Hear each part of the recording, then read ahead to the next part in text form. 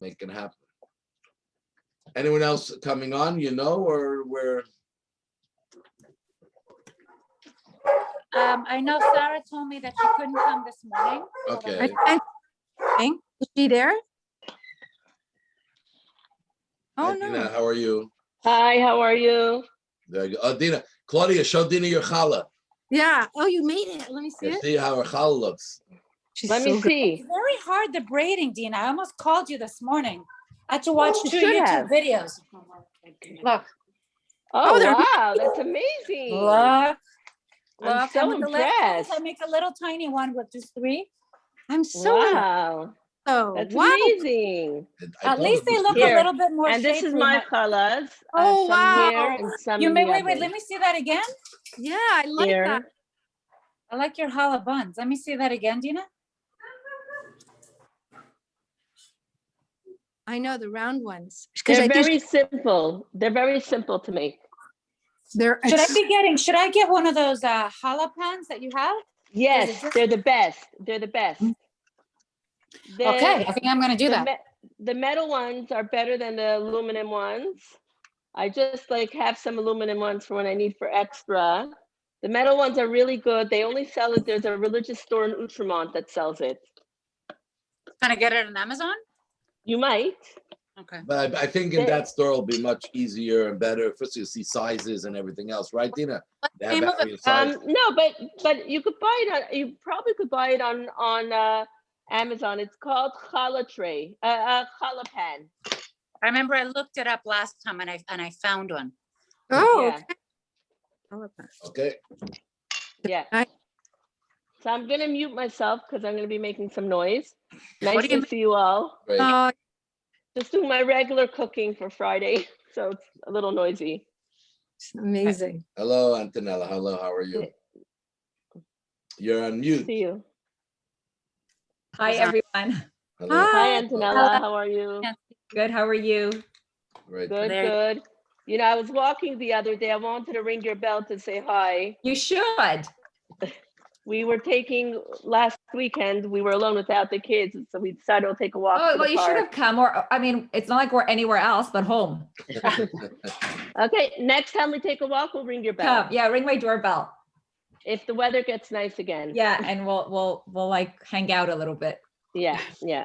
Okay, no problem. Okay, I'm gonna mute myself now. Okay. Everyone, great Okay. seeing you. Nice You seeing you too. too. Okay. Beautiful. So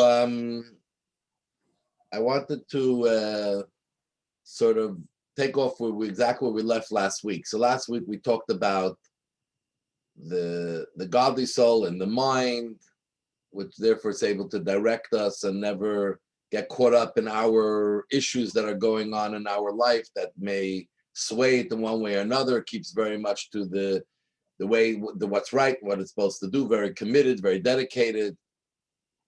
And the worldly soul is in our heart, which our heart is all over the place. It feels all over the place. It gets up, it gets down, it gets happy, sad, depressed. It's all over the place. So our worldly soul is also very much enthralled in our life, or very much part of what's going on in our life, and therefore, can't see the forest for the trees. It just can't ever really get its back together. It's just part of whatever we're experiencing.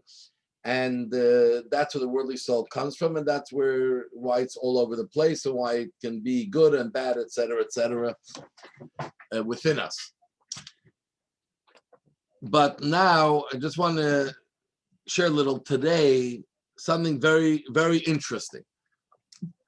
So we have these two forces inside of us, which we said it's so important to know, because this opens up the solution, or the beginning of finding a solution for so many issues going on in our life, and we feel pulled in many different directions, the heart and the mind, and when things are happening and we're not sure how to react and what's the right reaction.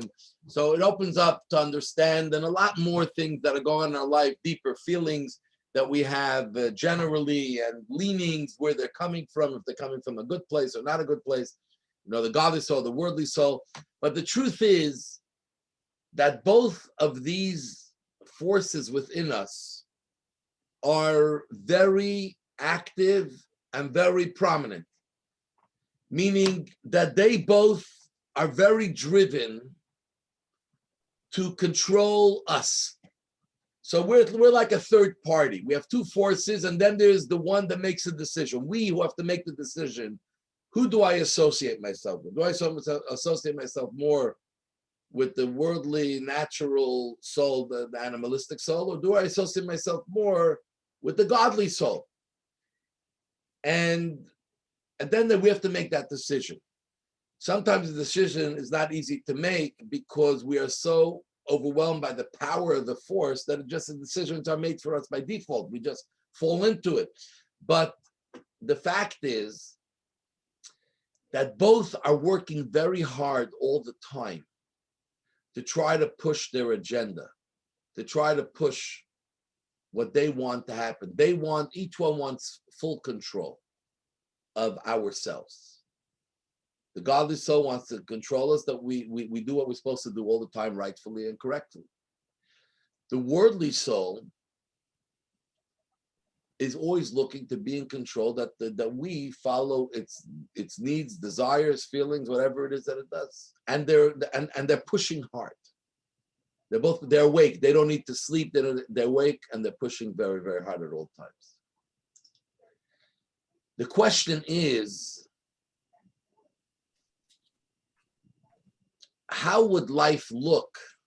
How does it look? Or what's the outcome if the godly soul is winning? And what's the outcome if the worldly soul is winning? So there are two forces. So what happens if the worldly soul wins? What's the effect of the worldly soul winning? And what's the effect of the godly soul winning? And here, this is something that's very powerful, important to remember, because it gives us the full perspective. And that is that if the worldly soul wins, meaning if it gains control of it gains our attention and gains control of us, that all of a sudden, that's the direction we take, what the worldly soul is pushing, how to react, how to feel, how to look at other people, how to, bringing up things within us that we went through at the beginning that can give weight to negative consequences from depression to haughtiness and to other types of indulgence that are negative. So if the worldly soul wins and the godly soul sort of gets more and more into the background and its voice becomes weaker and weaker within us, that to some point that we spoke last week, that you don't even hear the voice anymore. It's so quiet within us. It's so deep inside of us, like Freud. It's interesting. Freud introduced to the world through psychotherapy and psychoanalysis. Hello. Hi, how are you? Who's going to America? Who's going to school? This is Ben, so he's going back to Ben, school. you're going back, yeah. Yes. Great. So till when? When is school over? May 18th. Okay. Lots of success. It's a different world in America today. America is open. It's a different world. They really psychologically turned the corner. The whole America. Yes, Ben can't believe our curfew. He's like, I just can't believe what's happening here. Anyway, it's a whole other discussion. It's not only the curfew. In America, they were also scared a lot, but people turned the corner. They say we're past the worst. Let's start getting back to normal. It's happening everywhere, across all the states. It's not anymore one state, two states. It's a whole movement. Obviously, the people are careful still, etc. But psychologically, they turned the corner. In Montreal, we still need. It's going to take months till they turn the corner. The psychology here is very, very beaten and very down. I agree. But lots of success in your last semester. Shabbat shalom. I'm just going to give him his challah and say goodbye. I'll be right back. Okay, 100%. Well, wait a second. So,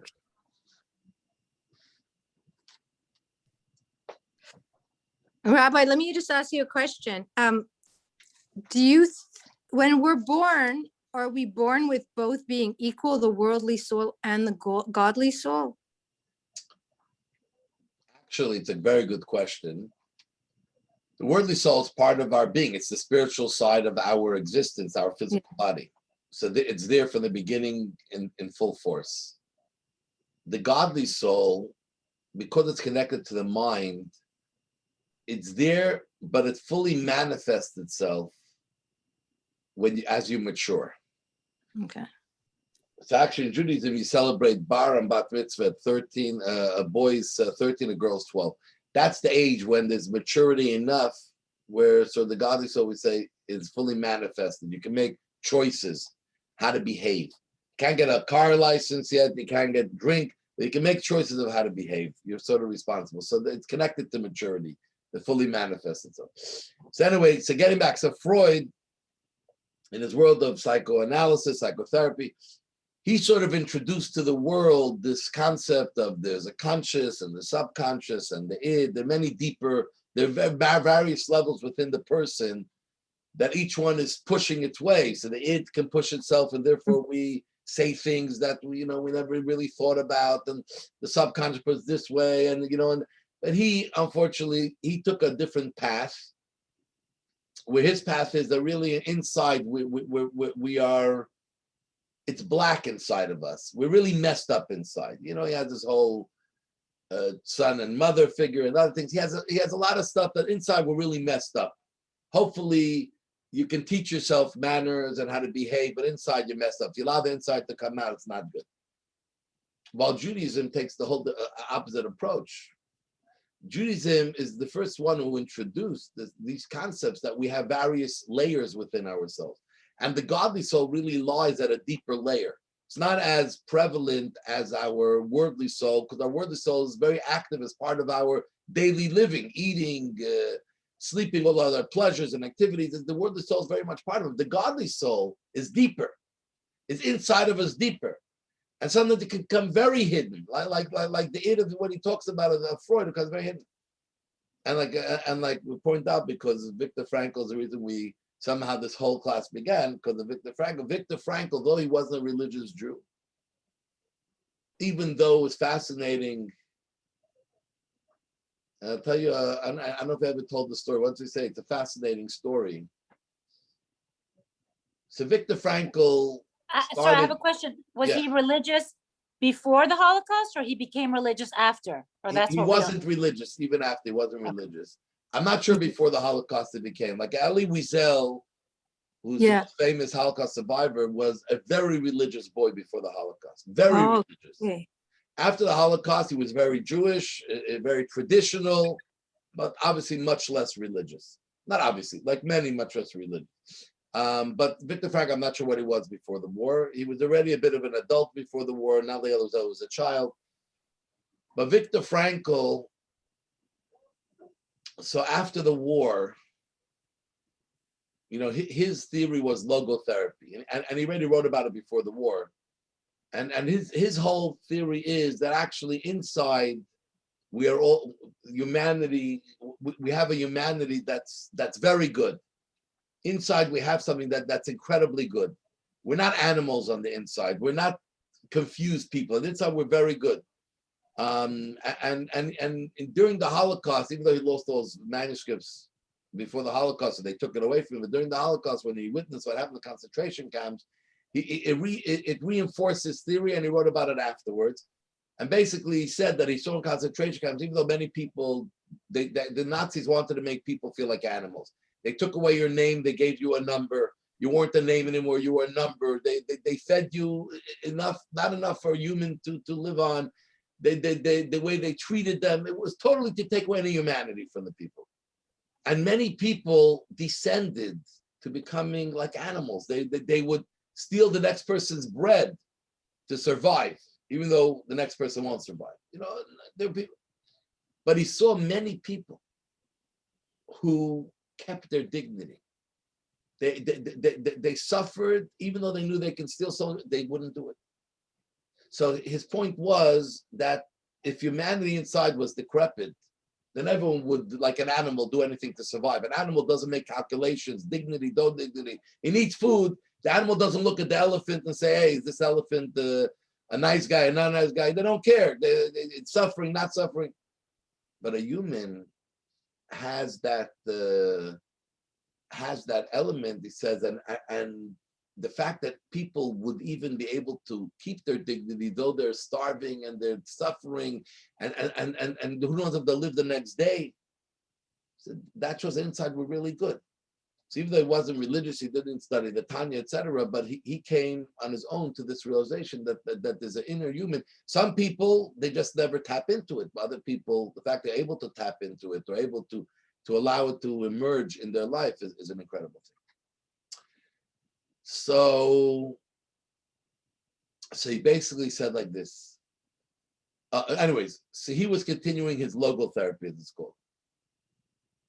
The story goes in the 1950s, sometime in the 1950s, there was a woman who was living in Detroit, a Jewish woman living in Detroit, who was a Holocaust survivor.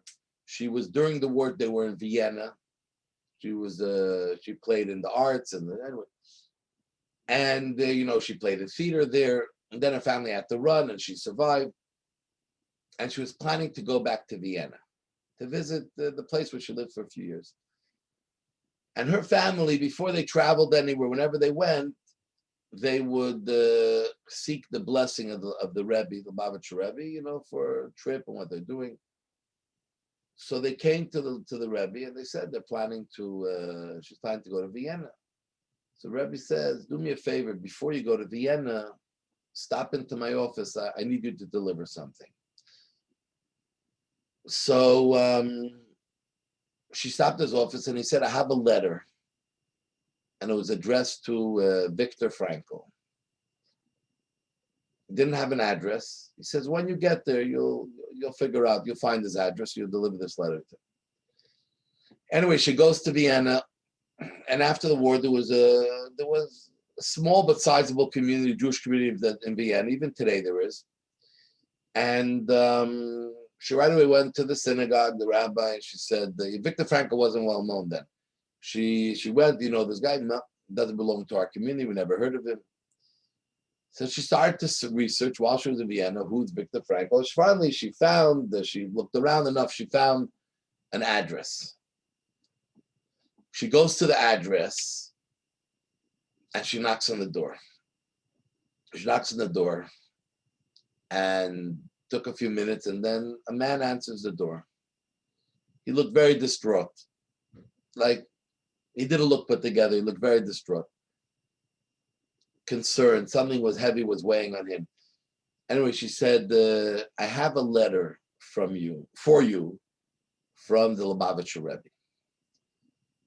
So his eyes lit up. He says, really, you have a letter for me? So she gives him the letter. And while she's standing there, he starts reading the letter. And it was a 1-2-page letter. When he finished reading the letter, he was like, his whole demeanor changed. He was standing more upright and more tall. So he says, you have no idea what this letter means to me. And he said, come in, I want to show you something. So he goes with him to his office, dining room, wherever he was sitting. And he says, look, right here, I was just sitting on this chair and I was penning a letter to the university, handing in my resignation. Because you see, I'm never invited to any forums and conferences of psychoanalysts. They don't like my theories. The university gives me a hard time talking about my theories because it's against the regular school of Freud that, a whole different approach, of how we look at humanity. He said, I've been so tired that I was about to give up. Shelve it, I'll find another job. He says, and this letter, what the Rebbe wrote, the Rebbe must have seen some of his articles somewhere. And the Rebbe wrote him a letter encouraging him that don't give up. Though his whole approach is very different than typical, therapy, psychology therapy. But don't give up. This is the thing. His thinking is the way of the Torah, and don't give up. You got to continue and talk about it and teach it, and you'll see eventually people will adopt it. And he afterwards he tore up the letter, his resignation letter, and he said, I'm going back. I'm not giving up. And this was before he was known or anything else. And then eventually wrote his book, and it became one of the best sellers of all time. So Viktor Frankl took a very, very different approach to what's inside, deep inside, is really purity, goodness, humanity, which brings dignity and other things, and then the will to live beyond anything, even though. So just pointing out the whole thing that what Freud wrote about and he discovered 100-some years ago was actually something that's been in the Torah forever, that we know. They have different layers. So the worldly soul is much more in the external layer because it's connected to things we do every day. The godly soul is deeper inside of us, but it can be accessed. But sometimes the more we choose the more we choose the layer of the more we choose, if someone chooses to follow the worldly soul more, the godly soul's voice that's deeper inside becomes quieter and quieter. We become less and less sensitive to it. We don't even hear that voice. You know, every day there are tons of radio stations. There are tons of studios that are popping out music and news on FM radio. But if you don't tune into FM radio, you're not going to hear it. It's like it doesn't exist. So too, the godly soul could be talking all day long and trying to push itself. But if you tune out, if you get more tuned into the worldly soul, you tune out, the godly soul, you don't even hear it anymore. At some point, you don't recognize that there's even a voice coming out or a sound because you're not tuned into that thing. So what happens is when the worldly soul takes more control of us and we follow much more control, what happens to the godly soul? So the godly soul maybe gets more quieted down for us and gets more quieted down for us, and we're more, we don't hear it anymore. But the godly soul is a force. Did she go get a pen, Lara? What was she? But the godly soul is a force. It's inside of us. It's a force. It's an energy. It's there. It's real. It wants. It has desires. We don't hear it. The body doesn't hear it, but it's there. So what happens? So what happens is that the godly soul is still screaming every morning. Says, guys, ladies, gentlemen, wake up. There's a God in this world. We got to dedicate our day to do what God wants, etc., etc. So the force is still there, and it's still trying to scream out and shout out what you should do. You don't hear it, but it's there. So what happens is that the conflict becomes even greater, because it's no more a conflict on the surface level where you're hearing two voices, and the question is, what do I choose this moment? The conflict is that the godly soul now is creating conflict deep on a deeper level inside, creating conflict on your subconscious level, because it's not quieting down from what it wants, that it wants you to do what's right and what's good, etc. It's not quieting down at all. It's not giving up at all what it wants, right? Sela, come here a second, please. It's not giving up at all what it wants. Huh? Take a second to answer the first. Hi, Quebec. I don't know who it is. Home. No. So what happens is it creates more conflict. We become complex. The search for happiness, satisfaction does not end. Where now all of a sudden you're going to be happy and satisfied because you're following the worldly soul and the other soul doesn't exist. It's not true. The other soul is still pushing its agenda, and you're not going to be happy and satisfied. There's going to be complications, complexities that are happening on a deeper level that you're not even going to be able to relate to. You're not even going to know where it's coming from. It creates a lot more issues for you because the word godly soul is never stepping down. It's not stepping down at all. Yeah. I have a question. If the godly soul is running your life a little more than, let's say, the worldly soul, isn't it easier to not hear the worldly soul at that point because you're training yourself? Say again, if the godly soul If comes the in at a godly later, kind of running show a bit more because you're conscious of it and you're trying to connect to the godly soul more, is the worldly soul, it is going to get weaker and No, so not that we didn't get to that yet. We first Oh, talked about what happens if the worldly soul sort of is sorry. winning the battle and gains your attention and control more. The godly soul is not going to be happy. It's not just going to sit back and say, okay, I lost, I'm going to be quiet. Still wants to gain that you control, that you follow it and you listen to it and do what's right. So the conflict just goes down to a deeper level, which causes more issues, not less issues. Because it's a conflict you can't even relate to anymore, where it's coming from, the complexities and once in a while, the worldly soul will be successful. This is a gift God gives. And once in a while, the godly soul will be successful, that even though its voice has been quieted, at some moment, there's sort of a vulnerability in you that its voice comes up. That's why a lot of people at some point in their life, and often it happens after people go through a tragedy or hardship, where they feel their guard is down a little bit, or they feel a little more vulnerable, that even though they didn't hear their godly soul for a long time, all of a sudden they hear a voice of a different type, trying to tell them what's the meaning, what's happening, what's deeper, what's the purpose. It's not coming from the worldly soul, it's coming from the godly soul that's all of a sudden creeping up. And many people look at that moment, say, it's a momentary craze, it is, and put it to sleep. But some people allow it to become a seed to start giving growth to thinking differently and bringing the godly soul back up into your life on a more conscious level. So, but what happens now if the godly soul is gaining your attention more and you're following it more, it's gaining more control of your life, of what you're doing? So here is what's most fascinating. The worldly soul is not bad. We talked about till now, the worldly soul is not bad.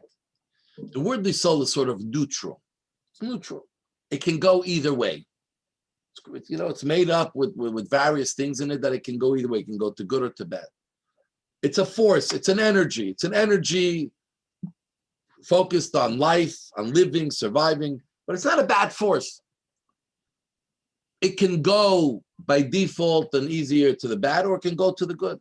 So in reality, the worldly soul can adapt itself to the godly soul's desires. Meaning, just like a human can take an animal, harness it, and now use the animal to follow it, so too the godly soul, as we spoke about many times, could actually get the worldly soul to see its point of view. Yeah, there is a God in this world. There is a reason we are here. Life is not only about enjoying this moment, it's about finding long-term happiness, long-term satisfaction. So all of a sudden, the worldly soul, it's not an easy trip because the worldly soul leans in all directions, but it can be trained and it can be directed and it can be sort of won over, and even to a big point transforming itself almost fully to being exactly in line with the godly soul. So in reality, if you look at the question, what is the outcome if either one wins? If the worldly soul is winning, it's a disaster, because the conflict complexities become greater and you're not going to find happiness and satisfaction. As long as internally there's a battle, you're not going to find happiness and satisfaction. But if the godly soul inside of us is winning, you could find happiness and satisfaction. You could find wholesomeness. You could find the sense that all of a sudden, all the forces within you are going in the same direction. It's not like you have a car where two tires are going in one direction, two tires in another direction. All of a sudden, everyone's going in the same direction. And whenever it goes in the same direction, that's a recipe for happiness and satisfaction and feeling wholesome and feeling one with yourself and feeling a mission that makes sense. It's a whole different ballgame, a whole different world. So the bottom line is that there's no choice, but the godly soul has to win if we really want to feel complete, wholesome and complete. So the outcome is already predetermined by the nature of how we're made, of what has to happen. Because the truth is, that's why we're here. That's why we're here in this world. We're here in this world to do our duty at the end of the day, not just to live and survive. Yeah. Can you repeat the last sentence you said about predetermined? No, so I say it's already predetermined by the way we were made and the forces put in us that the godly soul has to win. Okay. If we ever want to find wholesomeness, satisfaction, and happiness, the godly soul has to win.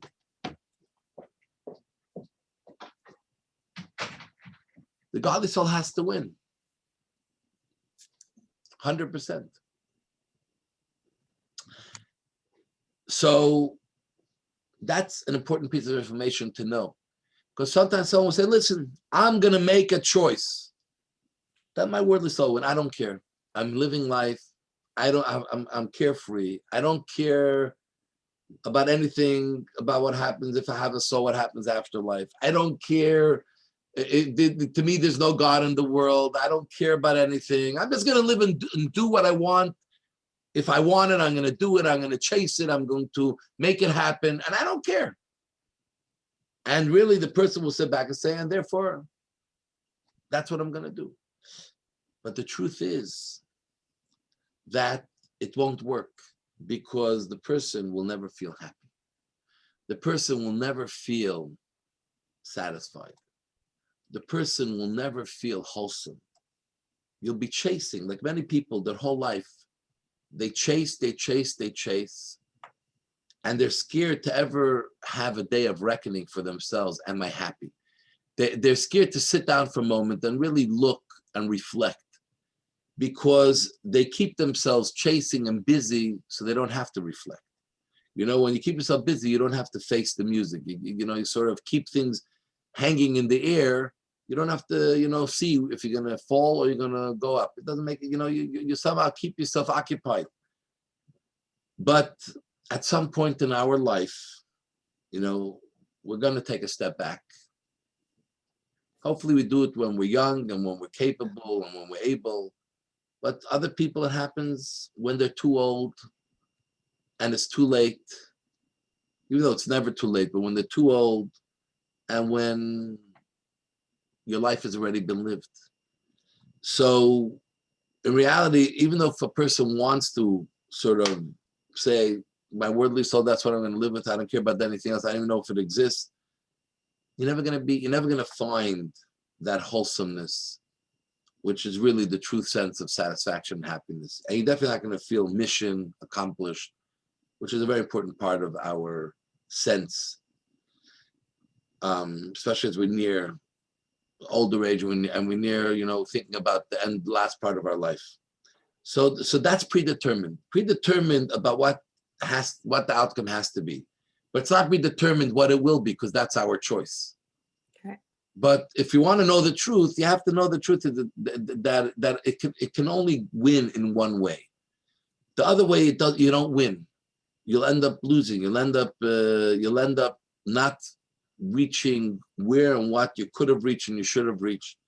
That doesn't mean that everyone who follows the worldly soul is unhappy, but they may be happy because they've convinced themselves what happy is. Drug addicts convince themselves what happy is. They take the drug and they feel they're happy. Then when they miss it, they're unhappy. Then they go happy. I mean, we can convince ourselves anything we want, but satisfaction, you can't convince yourself about satisfaction. That's what midlife crisis is to a lot of people. They just don't feel satisfied. Somehow they were told that this will make you feel satisfied if you follow this route. And all of a sudden it hits you when you're 40, 50, and 60. I'm not satisfied. I've gone down this route. Why am I not satisfied? Why am I not happy? Why am I not? So happy you may be, satisfied not, and definitely you don't feel wholesome. You don't feel complete. You don't feel, you feel you still got to chase a little. You feel there's something else. You don't feel complete.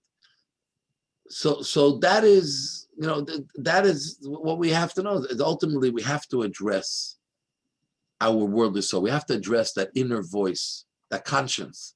The godly soul, part of the godly soul is a conscience. Even the worldly soul has a bit of a conscience. The worldly soul doesn't, has a conscience implanted in it that death, that killing is wrong. Certain other things are wrong. But the conscious and the worldly soul is much weaker. And if someone steals 5 times, you steal 1 time, you may feel bad. You steal 5 times, then all of a sudden it's a career. You convince yourself it's a career. So, but in the godly soul, the consciousness of that exists within the godly soul is real, is never changing. It never moves. Its needle never moves. And we all have a conscience inside of us that tells us, what we're doing may not be right. You feel that, but we have the ability through our worldly soul becoming more dominant to sort of hide that conscience, because we hide the godly soul deeper in us, that we don't see it anymore. We don't listen to it. We don't hear it anymore. Its language becomes forgotten. It's like someone knew a language growing up, and then you forgot the language. You don't remember it anymore. And that is what may happen. And that is the story of the godly and the worldly soul. That's so important for us to remember. That's why it's so important to tap into, to be able to pay attention, to listen. I want to hear both voices. Mm-hmm. Eventually, we want to hear the godly soul's voice only, and the worldly soul totally gets on board and fight and jumps on board. But we want to be able to hear. The worldly soul will hear all the time. Every time we eat, we feed it. Every time we have any type of enjoyment, we feed it. A physical, material enjoyment or whatever, we feed it. This is normal. This is what we're doing. But the godly soul, most of us are not feeding. How do you feed your godly soul? What do we feed the godly soul with? So we feed the godly soul, came to learn, huh? We feed the godly soul with when we do a mitzvah, when we do a good thing, when we help someone else, when we pray every day, do a little prayer every day, to God for our needs. When we just think about God in our life, these are some of the things that help us feed the godly soul. We got to feed the godly soul. Now, and I'll tell you something, finish off with something very fascinating. One of the Hasidic masters, Chabad, one of his masters, said something very fascinating. He said, when 2 people get together, they should discuss, one of the things they should try to discuss is to discuss encouraging each other to do more good, listen more, to what God wants, to do a mitzvah. Why? He says, when 2 people get together, there's a unique phenomenon that goes on. Because what happens is there are 2 godly souls against 1 worldly soul. Why is that? If there are 2 people, we each have 2 forces. We have 2 and 2. So he says, you see, the godly soul is selfless. The godly soul wants what's right to be done. The godly soul is not selfish. It says, listen, I want you to do good, but the other person I don't care about. The godly soul wants everyone to do good. Its desire is that everyone does good, that good happens all over the world. So when you and I get together and we're talking to each other, both of our godly souls are interested in both of us doing what's right and good. So we both sort of have 2 souls that have come together to, within each one of us, two souls that are batting for us. Mm-hmm. But our worldly soul, which is very self-centered and interested in itself and indulging itself and being happy, is not interested in the other person. My worldly soul is not interested in you. My worldly soul doesn't care if you do good or bad. Actually, my worldly soul will feel better if I have something that you don't have, because then I'm happier than you. If we live in the world of worldliness, where it's about things, physical, materialism, we always want to have one up on someone else. It's what I have more than you, I'm happier. If you have what I have, I'm not so happy. But if I have what you don't have, then I'm happier. So actually, my worldly soul has no interest in you. Your worldly soul has no interest in me. Actually, on the contrary, it doesn't want to be interested in me. Therefore, each of us have 2 worldly souls that are batting for us, but only 2 godly souls batting, only 1 worldly soul batting for us. So when 2 people get together, encourage each other for goodness, because you have 2 against 1, 2 good against 1 bad. That gives the extra strength and encouragement to go and do what you want to do, what you spoke about. So that's why good things that spoke about in groups are important, because the good energy from everyone, the godly soul and everyone comes together, all those energies. But each of our worldly souls is only interested in ourselves, doesn't care about anyone else. Wow. So we're two or more against one, and that's powerful. This is very powerful. That's why it's good. You know, a lot of people feel the good things they do, they want to keep quiet. And it's true, you know, when we do good things between us and God, it's not important to shout it out and to show everyone I'm good. But on the other hand, it's good to talk about good things, either we've done, especially with our family, our children, things we've done. They should know, because not only they should know, it encourages them and it brings the energy of all our godly souls together, and each of our worldly souls stays alone. So it helps push forward more goodness happening, and the ability for people, for all of us to want to do a little bit more good. So it's important to talk about good, not to boast, but to share good things we're doing, good things we're thinking of. First of all, when we talk about good things, very often we make resolutions. Many people make resolutions, and they find it very hard to implement. They make whatever it is, they want to do something, especially good. It's very hard to implement. You know, it's hard to take off to it. But when you share it with other people together, and this is what I would like to do, and other people encourage you, all of a sudden you get that extra oomph, because now all these godly souls have come together to give you that extra push to be able to make it happen, and it works. So, and that's why actually the Rebbe encouraged that a person on their birthday is an important day. It's the day you begin a new year, the day you were born, goes back to the day you were given, brought to the world. So on a birthday is a good day to take resolutions for the next year. You know, how am I going to be different and better next year? So when you do that with a few people together, your takeoff is going to be much easier. Your ability to implement it, because all of a sudden you have all this great godly souls and energy come together which have overpowered the worldly souls and given you that extra boost. So that's sort of today's lesson. Any questions or anything? Thank you. So interesting.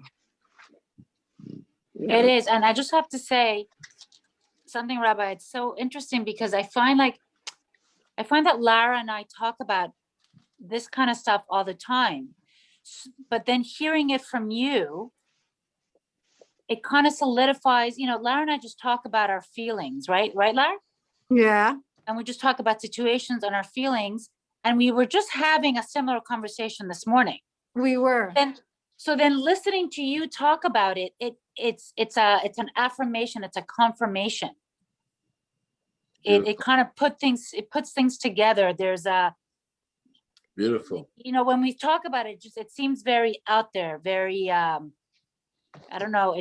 But when you then when you speak about it, it becomes very concrete.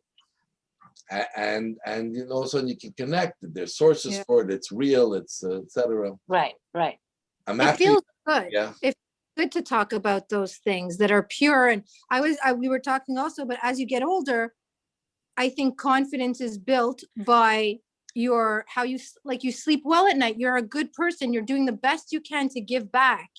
That makes a big difference for confidence level, I think. Anyways, like not just always about myself.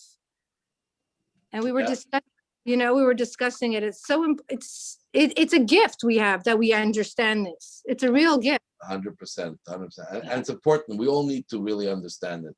That's why it's good to share it with others, you know, share with others, even what we study. It's good to share with others. You know, people may not be coming to study, but if they hear, you know, a little something, you know, something take out of it, and, you know, give them a chance to think a little. These are very important things, very, very important things. I wanted to share with you, this is a time of the year when between Passover and the high holidays that we study what's called ethics of our fathers. A lot of ethics and morals and life wisdom for life. So I'm starting this something, it's not a class really, but every Monday, 12 o'clock, we're going to be posting on Facebook. At the beginning, it won't be live, but then probably later it'll be live. A 3 to 5 minute, what we call life wisdom, life wisdom for success from the teachings of the sages and the rabbis. Very interesting things, not the spiritual side, but more of a practical life connected thing. So I just want to share with you. So if you go on Facebook, you even go afterwards, you listen, it's going to be very interesting. 3 to 5 minute, a short thing, fascinating teachings that are more practical than this, takeaways from ethics of our fathers. Starting next week? They'll start this Monday on our Okay. Facebook, Chabad's Okay. Facebook. At Okay. 12. Okay. We'll post at 12 o'clock. So anyways, I hope Ben has a good trip. Shabbat shalom, everyone. Thank you. And great Shabbat to see shalom. all Thank you, you. Shabbat and, shalom. next week. Yeah, Thank you. great. I Be well. really Bye. appreciate it. Thank you. Thank you. Bye-bye. Be well. Bye-bye.